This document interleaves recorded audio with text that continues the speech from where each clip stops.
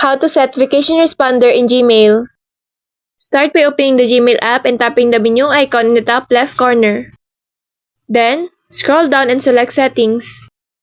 Choose the Google account you want to send the responder for. Then, scroll down and tap Vacation Responder. At the top, switch the Vacation Responder option to On and fill in the details like the start and end dates, the subject line, and the message you want people to receive while you're away. If you only want your contacts to get a reply, check the box under the message before saving. When you're finished, tap Done, and Gmail will automatically reply for you during the dates you set. If you return early or no longer need it, you can turn off the vacation responder anytime by going back to the same setting and switching it off. This makes it easy to let people know you're unavailable and when they can expect a reply. So that's all for this video. I hope this helps. Thank you.